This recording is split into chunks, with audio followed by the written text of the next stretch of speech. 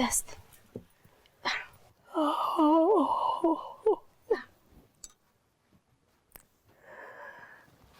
এসো আস্তে। বাবা আবার মুখে হাসি ফুটেছে। আমি জানি কেন হাসি ফুটেছে। কেন বলতো? তোমার নাতি আছে যে বাড়িতে। Good morning থাম্মি। ও মা, এই তো দাদু ভাই, এসো এসো এসো, বসো বসো। না আমি জাদুটা ঠিক করে দিই। আমার কাছে বসো। বসলাম। এবার বলো শরীর কেমন? এখন অনেক ভালো।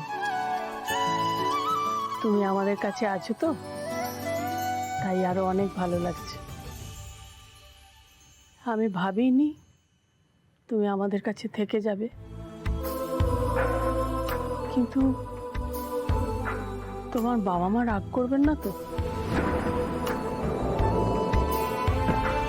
ওদের ফোন করেছো? এই শুরু হয়ে গেল সব সময় অন্যদের চিন্তা। দেখো থাম্মি, একটু নিজের ভালো লাগা, নিজের খারাপ লাগা, সেই দিকগুলোও দেখো। মায়েরা এরকমই হয়, তোমার মাও এরকম। ছেলেমেয়েরা ভালো থাকলে মায়েরাও ভালো থাকে, আনন্দে থাকে। বুঝতে পেরেছো? জানতাম তুমি এরকম কিছু বলবে। এই করে করে বিপি হাই হয়েছে, হিমোগ্লোবিন কমে, যে রিপোর্টস গুলো দেখেছো? একবার চেক করেছো? কি অবস্থা করেছো নিজের শরীরে? কিছু হবে না, বয়স হলে ওরকম একটু হয়, ওসব নিয়ে চিন্তা করো না তো। তোমাকে না আর কিছু বলার নেই, জানো তো, কোনো কথা শোনো না তো। বাবা চিড়ের পোলাও। বুঝলে ধ্রুব, তোমার দাদুর সব মনে আছে। তুমি ছোটবেলায় চিড়ের পোলাও খেতে ভালোবাসতে, তাই আমায় বলে রেখেছিলেন আজকে সকালে বেরোনোর আগে তোমায় যেন চিড়ের পোলাও বানিয়ে দিই। নাও।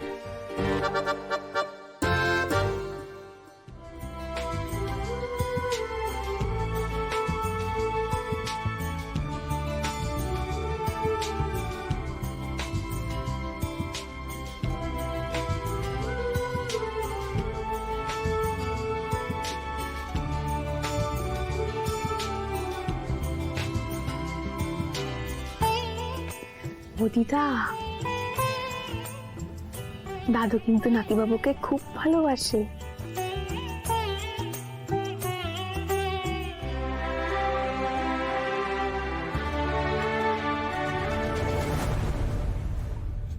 ব্যাস হয়ে গেল।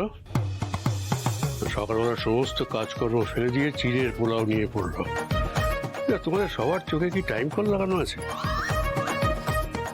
পান থেকে চুন খুসলে একবার টপ টপ টপ টপ করে জল পড়বে। কেন চোখের জল পড়ছে তুমি বোঝো না?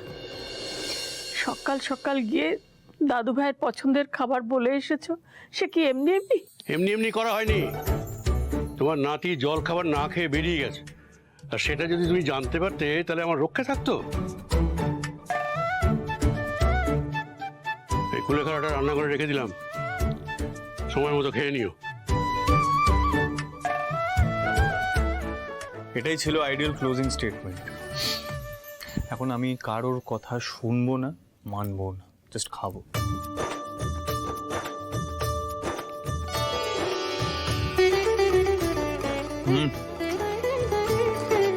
ছোট কাকি, 15 দিনের কথা মনে করিয়ে দিল, দারুণ হয়ে যাবে। তাই আমি যাই। ধ্রুব ভাইয়া, ধ্রুব ভাইয়া শোন না, আমরা এখনই বেরোতে হবে, সময় নেই, সময় নেই। না শোন, 1 মিনিট, আমার একটা কথা আছে। তুমি এটা খেয়ে নেবে, এটা ধরো ধরো। আরে 1 মিনিট আমার কথাটা শোন, আমি কি বলছি শোন 1 মিনিট। এবার আমরা কি করব? এত তো তোদের প্ল্যান, ধ্রুব ভাইয়ার নাকি ভিলেজ ট্যুর করাবে আজ সারাদিন। ঋতু আজ কোথাও যাবে না, আমি শরীর খারাপ। যাও আমি কাছে কি বসবো? না না কাম্মা, আসলে কি বলতো, ও আজকে বসতে টসতে পারবে না। আমরা ব্রেন স্ট্রম করে অনেক মাথা খাটিয়ে একটা প্ল্যান বানিয়েছি, ও আমাদের সাথেই বেরোবে গো। আর শোনো শোনো, আমি কি বলছি, দুপুর অবধি কেন অপেক্ষা করব? এখনই চলে যাই, এখন সব থেকে গেলে ভালো হবে। তো চ এখনই বেরো। আজকে কেন? সেটা কাল বা পরশু হতে পারে। আজকে কি করব? আজকে তো ব্রেকফাস্টও তোমরা খাওনি, এখন বলছো সেটা ঠিক করে নাও, এখন যা টাইম হয়েছে আমরা বাইরে গিয়ে করে নেব। তুমি ঠিক সামনে নেবে। হ্যাঁ চ। আরে আরে যাস না তো জোনাকি।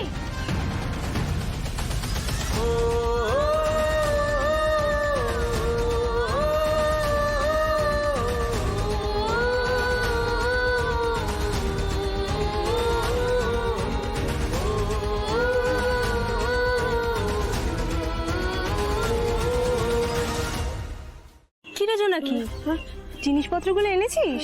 হ্যাঁ হ্যাঁ। জানেন তো স্যার, জোনাকি আমার একমাত্র ভরসা। আমার যা যা দরকারি জিনিসপত্র সব তো ওই এনে দেয়। তো তুই এত দেরি করলি কেন? এই দেরি হয়ে গেল আর কি। তোমার সাথেই তো দেখা করতে এসেছিলাম। ওই ওই ওই প্রশ্ন করছিল তো।